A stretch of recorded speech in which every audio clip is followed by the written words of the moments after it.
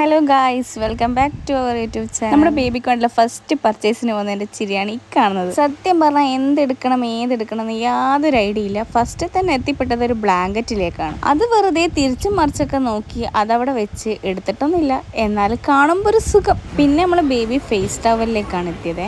അവിടെ നിന്ന് ഞാൻ ചോദിച്ചതാണ് ബ്ലൂ വേണോ പിങ്ക് വേണോ. രണ്ടും വേണ്ട, രണ്ടും ഇല്ലാത്ത ഏത് കളർ ഉണ്ടാവും എടുത്തു. വേണ്ട വേണ്ട വേണ്ട യെല്ലോ എടുത്തു, അതല്ല. അങ്ങനെ പിങ്ക് ആണോ ബ്ലൂ ആണോ എന്ന് അറിയാത്തതുകൊണ്ട് ഒരു യെല്ലോ കർച്ചീഫ് അവിടെ എടുത്ത് വെച്ച്, പിന്നെ വൈപ്സും എടുത്ത് വെച്ച്. സത്യം പറഞ്ഞാൽ വലിയ കാര്യം പോലെ പർച്ചേസ് എന്നും പറഞ്ഞ് ഇറങ്ങിയിട്ട് അവിടെ പോയിട്ട് എന്താ എടുക്കേണ്ടതെന്ന് ഒന്നും തിരിയുന്നുണ്ടായിരുന്നില്ല. എന്തൊക്കെയോ എടുത്തിട്ട് ലാസ്റ്റ് എന്തൊക്കെയോ ഒഴിവാക്കി, അങ്ങനെയൊക്കെ ആയിരുന്നു അവസ്ഥ. പിന്നെ ചെരുപ്പിൻ്റെ സെക്ഷൻ എത്തിയപ്പം ബേബിനെയൊക്കെ മറന്ന് എനിക്ക് വേണ്ടി 2 ചെരുപ്പെടുത്ത്.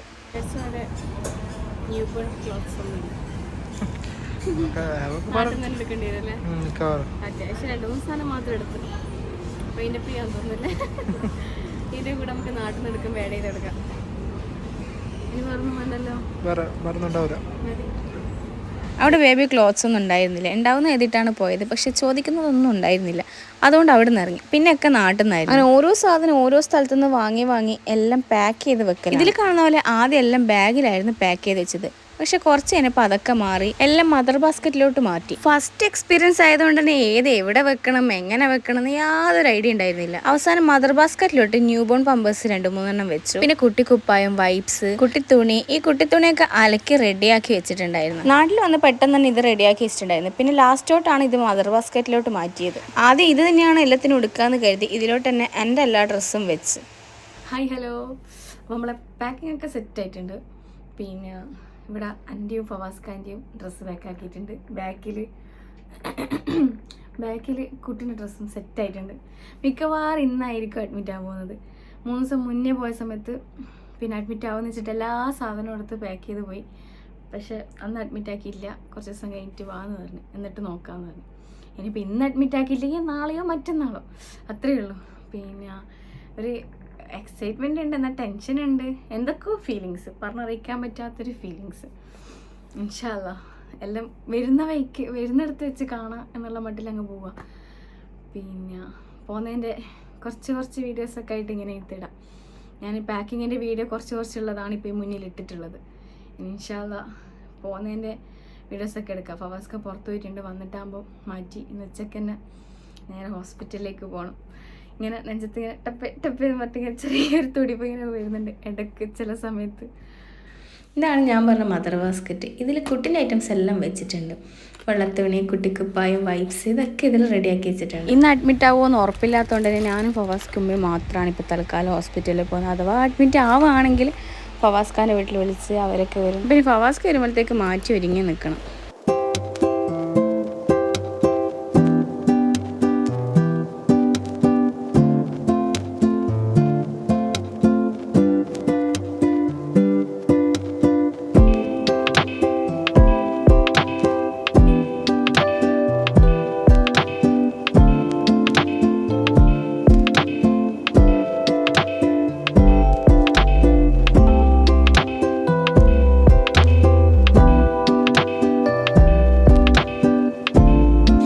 ഫൈനലി 31-ാം തീയതി ആയപ്പോൾ എന്നെ അഡ്മിറ്റ് ചെയ്തു. വന്ന ഉടനെ തന്നെ എന്നെ ലേബർ റൂമിൽ കയറ്റിയിട്ടുണ്ടായിരുന്നു. എൻ്റെ LMP ഡേറ്റ് വെച്ച് 2-ാം തീയതിയാണ് ലാസ്റ്റ് ഡേറ്റ് വരുന്നത്. ഏകദേശം 4-5 മണിയൊക്കെ ആയപ്പോഴാണ് എന്നെ ലേബർ റൂമിൽ കയറ്റിയത്. ഇറങ്ങുമ്പോഴേക്ക് 9:30 മണിയൊക്കെ കഴിഞ്ഞു. അതിൻ്റെ നടുവിൽ ജ്യൂസ് കുടിക്കാൻ പുറത്ത് വന്ന ക്ലിപ്പാണ് നിങ്ങളിപ്പം കാണുന്നത്. ട്യൂബിടല്, വയറിടല്, ട്രിപ്പിടല്, ഇങ്ങനത്തെ കുറേ പരിപാടികളൊക്കെ കഴിഞ്ഞ് ഞാൻ റൂമിലെത്തിയ ശേഷം ബേബിയുടെ ഹാർട്ട് ബീറ്റ് ചെക്ക് ചെയ്യാൻ വേണ്ടി നേഴ്സ് 2 മണിക്കൂർ ഇടപെട്ട് വരുന്നുണ്ടായിരുന്നു. രാവിലെ ചായ വാരേണ്ട ഐറ്റംസ് ഒക്കെ ഈ റൂമിൽ സെറ്റായിരുന്നു. പാലൊക്കെ ഫ്രിഡ്ജിലുണ്ടായിരുന്നു. ചായപ്പൊടി, ബൂസ്റ്റ്, അങ്ങനെ എന്തൊക്കെയോ ഐറ്റംസ് പുറത്തും ഉണ്ടായിരുന്നു. പിന്നെ കൂടെ ഫ്രൂട്ട്സും. അങ്ങനെ കൊണ്ടുവന്ന ഐറ്റംസ് ഒക്കെ റൂമിൽ സെറ്റാക്കി ഉമ്മമാർ കിടക്കാനുള്ള സെറ്റപ്പിലായി. ഞാനാണെങ്കിൽ നട്ടപ്പായരാക്കി ഇരുന്ന് ഫ്രൂട്ട്സ് കഴിക്കുന്ന തിരക്കിൽ 28-ാം തീയതി അഡ്മിറ്റ് ആക്കുമെന്ന് എഴുതി ബാഗിൽ എടുത്തിട്ട് വന്നിട്ടുണ്ടായിരുന്നു. പക്ഷെ അന്ന് ബേബിക്ക് വരാൻ ഉദ്ദേശമില്ലാത്തതുകൊണ്ട് നമ്മൾ 2 ദിവസം കഴിഞ്ഞിട്ടാണ് വന്ന് അഡ്മിറ്റ് ആയത്. തൊട്ടപ്പുറത്തെ റൂമിൽ ഉമ്മമാരുണ്ട്, ഫവാസ്ക കിടക്കാൻ ഇവിടെ സോഫയുണ്ട്. ഏകദേശം പുലർച്ചെ 3-3:30 ആകുമ്പോഴത്തേക്ക് ലേബർ റൂമിലേക്ക് കൂട്ടിക്കൊണ്ട് കിടക്കുമ്പോൾ തന്നെ 11 മണി കഴിഞ്ഞിരുന്നെങ്കിലും ഉറങ്ങുമ്പോഴേക്ക് ഒരു 1:30 ആയി കാണും. അങ്ങനെ പുലർച്ചെ 3 മണി ആകുമ്പോഴത്തേക്ക് നേഴ്സ് കൂട്ടിക്കൊണ്ടുപോകാൻ വേണ്ടി വന്നിട്ടുണ്ടായിരുന്നു. നല്ല ടെൻഷനും എക്സൈറ്റ്മെന്റും കൂടിക്കലർന്ന ഫീലിങ്സ് ആയിരുന്നു മനസ്സിൽ. അങ്ങനെ വേദന വരാനുള്ള മെഡിസിനും പിന്നെ ബേബിയുടെ ഹാർട്ട് ബീറ്റ് മോണിറ്റർ ചെയ്ത് അതിൻ്റെ ചാർട്ടൊക്കെ എടുത്ത് അന്നെ ഈ റൂമിലേക്ക് മാറ്റി, അതായത് ലേബർ റൂമിലേക്ക്. ഇവിടെ വന്നിട്ടും ബേബിയുടെ ഹാർട്ട് ബീറ്റ് ഒരു ഭാഗത്ത് ചെക്ക് ചെയ്തുകൊണ്ടേ ഇരിക്കുന്നുണ്ട്. ഫസ്റ്റ് ബേബി ആയതുകൊണ്ട് തന്നെ ഞാനും ഫവാസ്ക്ക് ഇതൊക്കെ ഫസ്റ്റ് ടൈമാണ് അനുഭവിക്കുന്നത്. ഈ സമയത്ത് നീ പറ എന്തായിരിക്കും ബേബി പോയി ആയിരിക്കും, എന്നാലും ഒരു ഗസ് ജസ്റ്റ് നോക്കാൻ വേണ്ടിട്ട് ഞാനും പറയുന്നത് ബോയ് ആയിരിക്കും. നോക്കാം,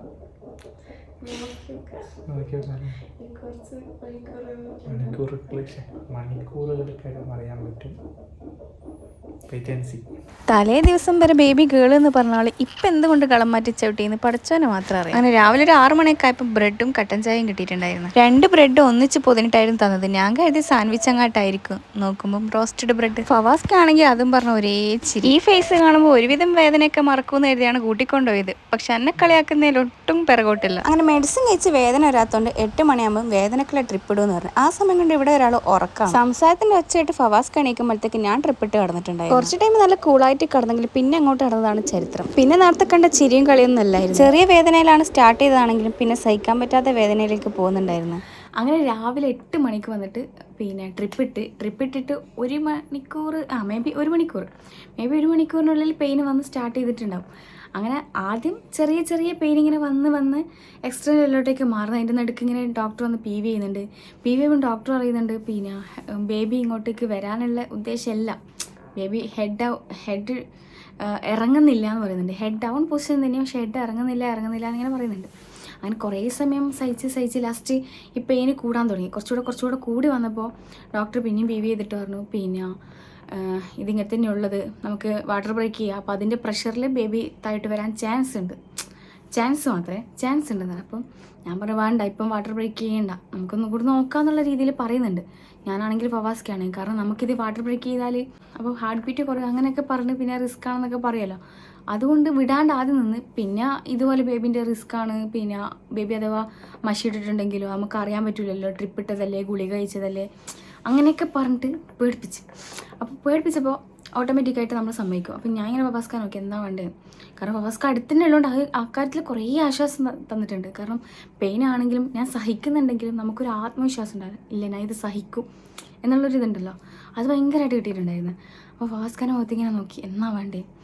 ഫവാസ്ക്കാരന് നമുക്ക് റിസ്ക് എടുക്കാം, ബേബിൻ്റെ കാര്യത്തിൽ റിസ്ക് എടുക്കാൻ പറ്റില്ല. അപ്പം ഓക്കെ പറഞ്ഞു, രണ്ടാളും ഓക്കെ പറഞ്ഞ് അങ്ങനെ വാട്ടർ ബ്രേക്ക് ചെയ്തു. കുറച്ച് സമയം കഴിഞ്ഞിട്ട് ഒന്നും കൂടി വന്ന് PV ചെയ്തിട്ട് പറഞ്ഞു ഇല്ല അതങ്ങനെ കിടക്കുകയാണ് എന്ന് പറഞ്ഞു. പിന്നെ അതിന് ശേഷം പിന്നെ ഉറപ്പിച്ച് ഞാൻ ഇത് കൈവിട്ടുപോയി, ഇതെന്തായാലും നടക്കൂല, കാരണം വാട്ടർ ബ്രേക്ക് ചെയ്ത് ഇനിയിപ്പം ചാൻസ് ഇല്ല, ഇനി കുറേ വെയിറ്റ് ചെയ്യുന്ന സമയത്തിനൊരു സമയപരിധിയുണ്ട്. അങ്ങനെ ഏകദേശം ഒരു സമയം എത്തിയപ്പോൾ പിന്നെ ഡോക്ടർ വന്ന് പറഞ്ഞു C-സെക്ഷന് ചാൻസ് ഉണ്ടെന്ന് പറഞ്ഞു പോയി.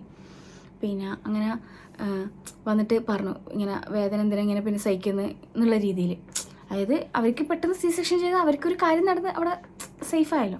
അപ്പോൾ പിന്നെ അവർക്ക് റിസ്ക് എടുക്കാൻ മേല അതന്നെ കാര്യം. അപ്പോൾ അവരിങ്ങനെ പറയുന്നത് C-സെക്ഷനിൽ പോയിക്കൂടെ, എന്തിനാ ഇങ്ങനെ പെയിൻ സഹിക്കുന്നതെന്നൊക്കെ പറഞ്ഞിട്ട് വന്നിട്ട് പറഞ്ഞു. ഞാൻ പറഞ്ഞു കുറച്ചുകൂടെ നോക്കാം, ഇത്രയും വേദന എടുക്കുന്നതിന് നടുക്ക് ഞാൻ പറയുന്നുണ്ട് നോക്കാം, പ്രശ്നമില്ല നോക്കാം.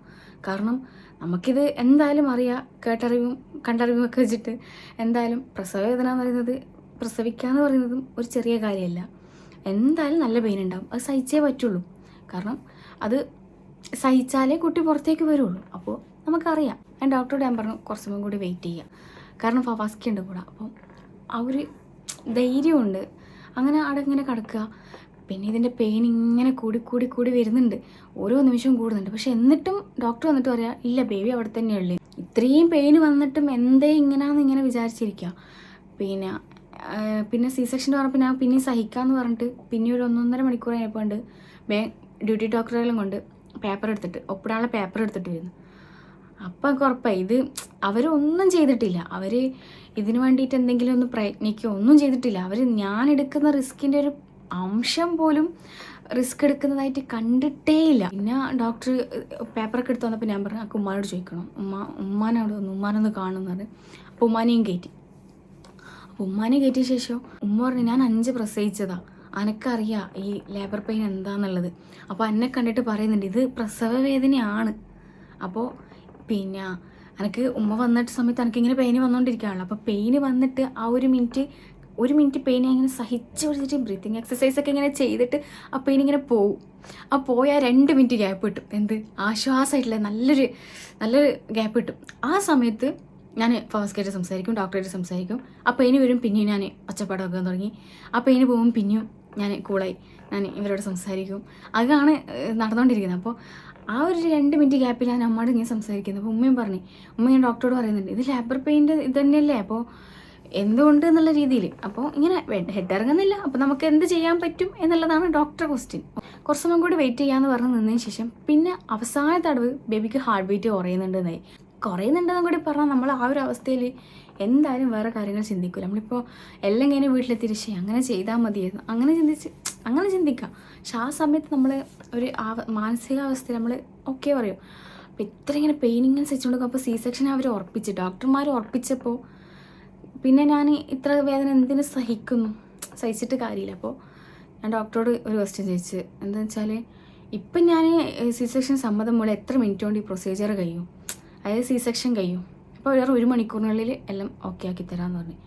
പിന്നെ പോക്കുമ്പോഴത്തെല്ലാം ഓക്കെ ആക്കി, അതായത് C-സെക്ഷൻ കഴിയും 1 മണിക്കൂറിനുള്ളിൽ. കാരണം ഇത്രയും മണിക്കൂർ ഞാൻ വേദന സഹിച്ചിട്ട് പിന്നെ എത്ര മണിക്കൂർ ഇനിയും വേദന സഹിക്കണം എന്നാണ് എൻ്റെ ക്വസ്റ്റ്യൻ. കാരണം പിന്നെ ഞാൻ വേദന സഹിക്കുന്നതിനെ കൊണ്ട് കാര്യമില്ല. അങ്ങനെ പിന്നെ സമ്മതിച്ചു. ലാസ്റ്റ് ഉമ്മ വന്നു, ഉമ്മയും പിന്നെ ഫവാസ്ഖാൻ്റെ വീട്ടുകാർ വന്നു. പിന്നെ ഫവാസ്ഖ ഒപ്പിട്ടു. പിന്നെ എന്നെയും കൊണ്ട് പോകുന്നേക്ക് പകുതിക്ക് സ്റ്റക്കായി.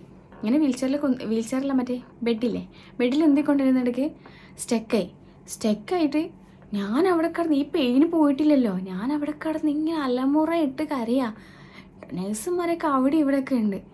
നോക്കുമ്പോൾ അവർ സംസാരിക്കുമ്പോൾ ഓപ്പറേഷൻ തിയേറ്ററിൽ ഓൾറെഡി ഒരാളുണ്ട്. അവിടെ ഒരു ഓപ്പറേഷൻ തിയേറ്ററേ ഉള്ളൂ, അതൊന്നും എനിക്കറിയില്ല.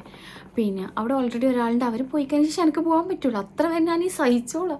എന്നിട്ട് അത് കഴിഞ്ഞ് കുറച്ച് സമയം, അതിപ്പോൾ ഒരു 10 മിനിറ്റ് ആണെങ്കിലും അവിടെ വെയിറ്റ് ചെയ്യുമ്പോൾ ആ വെയിറ്റ് ചെയ്യുമ്പോഴുള്ള 10 മിനിറ്റ് ആ വേദന സഹിച്ചുകൊണ്ടാണ് അവിടെ കിടക്കുന്നത്. അപ്പോൾ ആ 10 മിനിറ്റ് നമുക്ക് 10 മണിക്കൂറായിട്ടൊക്കെ ഫീൽ ചെയ്യും. അങ്ങനെ അവിടെ കിടന്നിട്ട് ഇങ്ങനെ വേദന സഹിക്കുന്ന നേഴ്സുമാരൊക്കെ അവിടെ ചടമറ അങ്ങോട്ടും ഇങ്ങോട്ടും പൊയ്ക്കൊണ്ടിരിക്കുക. ഞാനവിടെ കിടന്ന് പെയ്യെ സഹിക്കുന്നു. പിന്നെ 2 മിനിറ്റ് കൂളാവുന്നു. ലാസ്റ്റ് ഓപ്പറേഷൻ തിയേറ്ററിൻ്റെ ഉള്ളിൽ അങ്ങ് കയറിയപ്പോൾ അവിടുന്നും പെയിന് വരാൻ തുടങ്ങി. ആ 2 മിനിറ്റ് ഗ്യാപ്പല്ലേ ഉള്ളൂ. അപ്പോൾ അത് കഴിഞ്ഞ് പിന്നെയും പെയിൻ വരാൻ തുടങ്ങി. അത് കഴിഞ്ഞ് പിന്നെ അവിടെ ഇഷ്ടംപോലെ ആൾക്കാരുണ്ട്. അതൊരു എനിക്കൊന്ന് അനസ്തേഷ്യ ഒന്ന് വെച്ച് കിട്ടിയാൽ മതി എന്നായി. കാരണം എന്തായാലും അനസ്തേഷ്യ വെക്കണം. ഞാൻ അനസ്തേഷ്യൻ്റെ സൂചിയൊക്കെ പേടിച്ചിട്ടുണ്ടായിരുന്നു. പക്ഷേ എനിക്ക് സൂചി വെക്കുന്ന കുറച്ചെങ്കിലും ഇഷ്ടം. ഗുളിക്കെല്ലാം കുടിക്കുന്നതിനെക്കാട്ടി സൂചി വെക്കുന്ന ഇഷ്ടം. പക്ഷേ ഈ സൂചി ആ സൂചിയല്ലല്ലോ, മറ്റേ നട്ടലിന് വെക്കുന്നൊരു സൂചിയല്ലേ. അപ്പോൾ അത് ആലോചിക്കുമ്പോൾ ചെറിയ ടെൻഷനും കാര്യങ്ങളൊക്കെ ഉണ്ടായിരുന്നു. പക്ഷേ ആ സമയത്ത് ഞാൻ ഈ സൂചി ഒന്ന് വെച്ച് തന്നാൽ മതിയായിരുന്നു എന്നായി. അങ്ങനെ അവസാനം എന്തായി, പിന്നെ അവിടെ കടന്നിട്ട് ചുരുണ്ടടക്കം കിടക്കാൻ പറഞ്ഞിട്ട് ലാസ്റ്റ് ഈ സാധനം വെക്കാൻ നോക്കുമ്പോൾ ഈ പെയിനിങ് വന്നു. കാരണം കോൺട്രാക്ഷൻ എന്ന് പറയുന്നത് മിനിറ്റിന് ഗ്യാപ്പിട്ട് പെയിൻ വരുന്നില്ലേ, ആ പെയിനിങ് വന്നപ്പോൾ ഞാൻ വെക്കല്ലേ ഈ പെയിനൊന്ന് പൊക്കോട്ടെ. കാരണം പെയിനിൻ്റെ നടുക്ക് ഞാനിങ്ങനെ സഹിക്കുന്നതിൻ്റെ അടുക്ക് അപ്പോൾ പറഞ്ഞാൽ അവർ ഇല്ല വെക്കൂല പേടിക്കേണ്ട എന്ന് പറഞ്ഞു, വേദന പോട്ടെ വെക്കുമെന്ന് പറഞ്ഞു. അപ്പോൾ ആ വേദന ഒന്ന് കാമാനായി വെച്ചോ. അങ്ങനെ അവസാനം അനസ്തേഷ്യ വെച്ച് നീണ്ടു നിവർന്നിട്ട് കിടക്കാൻ പറഞ്ഞ് നീണ്ടു നിവർന്നിട്ട് ഞാൻ കടന്ന്. പിന്നെ ഒന്നും അറിയണ്ടല്ലോ. പിന്നെ എന്താ പറയുക, പിന്നെ കടന്നെടുക്കുന്നതിനെ ഞാൻ ചിന്തിക്കുക, എന്തിനാ ഞാൻ വെറുതെ വേദന സഹിച്ച്. ഇത് ആദ്യം അറിയുകയാണെങ്കിൽ രാവിലെ അങ്ങ് ഓപ്പറേഷൻ ആക്കിയാൽ മതിയായിരുന്നു. വെറുതെ വേദന സഹിച്ച്. പക്ഷേ വേദന അറിഞ്ഞ് പ്രസവിക്കണം എന്നുണ്ടായിരുന്നു. അല്ലൊന്നുമില്ല, അത് നടന്നിട്ടുണ്ട്. വേദനയും അറിഞ്ഞ് പ്രസവിക്കുകയും ചെയ്തു. അപ്പോൾ അങ്ങനെ അത് കഴിഞ്ഞ് ഇവർ അത് വിറ്റ ഓപ്പറേഷൻ തിയേറ്ററിലൊക്കെ കയറി ഓപ്പറേഷൻ ചെയ്തുകൊണ്ടിരിക്കുകയല്ലേ. അപ്പോൾ ഞാനാണെങ്കിൽ ഈ ഡെലിവറിക്ക് പോകുന്നതിന് മുന്നേ ഞാൻ വീഡിയോ കണ്ടിട്ടുണ്ട് ഓപ്പറേഷൻ്റെ. ഈ ലെയർ കട്ട് ചെയ്യുന്നതിൻ്റെയും യൂട്യൂബിലുണ്ടല്ലോ, ലെയർ കട്ട് ചെയ്യുന്നതും യൂട്രസ് കട്ട് ചെയ്യുന്നതും കുട്ടിനെ പുറത്തെടുക്കുന്നതൊക്കെ വീഡിയോ ഞാൻ ഓൾറെഡി കണ്ടിട്ടുണ്ട്. അപ്പം ഞാനിവിടെ കടന്നിട്ട് ഈ അനസ്തേഷ്യ വെച്ചോണ്ട് നമ്മളൊന്നും അറിയാൻ പോകുന്നില്ല, കട്ട് ചെയ്യുന്നത് ഒന്നും അറിയാൻ പോകുന്നില്ല. അങ്ങനെ ആ വീഡിയോ കണ്ടതുകൊണ്ട് തന്നെ ഞാനിങ്ങനെ പിന്നെ ഈ ഓപ്പറേഷൻ തുടങ്ങിയപ്പം തൊട്ട് ഞാൻ ഇങ്ങനെ ഇപ്പോൾ ഒരു ലെയർ കട്ട് ചെയ്തിട്ടുണ്ടാവും, ഇപ്പോൾ 2ാമത്തെ ലെയർ ആയിരിക്കും, ഇപ്പോൾ അവിടെ എത്തിയിട്ടുണ്ടാവും, ഇപ്പോൾ ഇവിടെ എത്തിയിട്ടുണ്ടാവും. ഞാനിങ്ങനെ ഇമാജിൻ ചെയ്യുക, ഓരോ ലെയറും കട്ട് ചെയ്യുന്നത് ഇമാജിൻ ചെയ്യുക. അത് കഴിഞ്ഞ് പിന്നെ ഇവിടുന്ന് നമ്മളെ പുഷ് ചെയ്യുന്നത്, അതായത് നമ്മളെ വയറ് പുഷ് ചെയ്യുന്നത് എനിക്ക് മനസ്സിലായി. അതായത് അവർ കൈ വെച്ചിട്ട് അമർത്തുന്നത് ഒരു ഫീല്, നമ്മളെ കാലൊക്കെ തേച്ചാൽ തൊടുമ്പോൾ നമുക്കൊരു ചെറിയൊരു ഫീൽ ഉണ്ടാവുമല്ലോ, നമ്മൾ വേദന ഒന്നും അറിയുന്നില്ല, ഒരു ചെറിയൊരു ഫീൽ ഉണ്ടാവുമല്ലോ, അതൊരു പുഷ് ചെയ്യുന്നത് ഞാൻ അറിയുന്നുണ്ട്. അപ്പോൾ എനിക്ക് തോന്നി ഇപ്പം പറയും, എന്തെങ്കിലും ഒന്ന് പറയും ബേബിനെ കുറിച്ചിട്ട്. ഇങ്ങനെ ചെവിയും കോർത്തിരിക്കുക. അപ്പോൾ ബേബി പോയാണ് കേട്ടോ. അൽഹംദുലില്ലാ ഇങ്ങനെ മനസ്സിൽ ആരും ആയിക്കോട്ടെ, പക്ഷേങ്കിൽ ഒരു ബേബി ഇങ്ങനെ കയ്യിൽ കിട്ടിയില്ല, അപ്പോൾ അതുകൊണ്ടാണല്ലോ. അപ്പോൾ ഞാനിങ്ങനെ അൽഹംദുലില്ലാ ഇങ്ങനെ മനസ്സിലിങ്ങനെ വരിക. എന്നിട്ട് അപ്പോൾ ഞാൻ ഇങ്ങനെ തലയും ചേരി നിൽക്കുക, എനിക്ക് അറിയാത്തോട്ടെ കൊണ്ടുവരും. അപ്പോൾ ഒരു നേഴ്സ് വന്ന് കൊണ്ടുതന്ന് പിന്നെ ഇങ്ങനെ കാണിച്ചു തന്നു.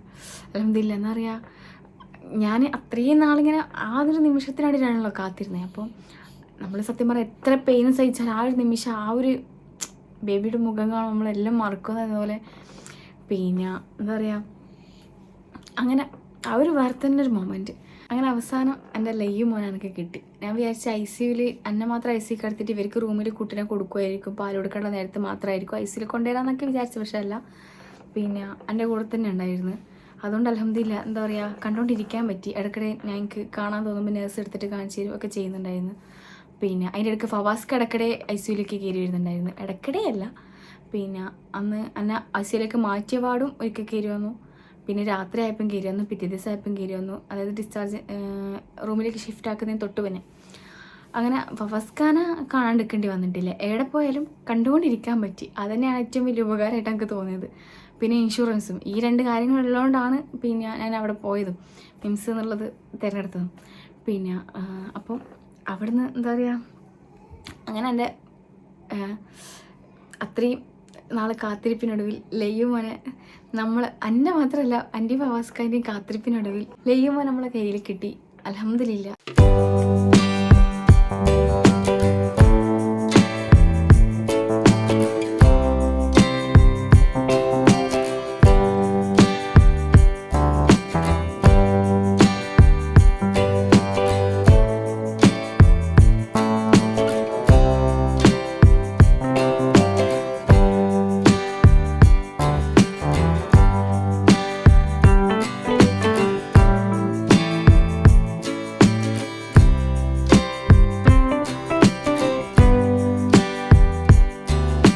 അപ്പം ഇനി അടുത്ത വീഡിയോസുമായി വീണ്ടും കാണാം. ബൈ.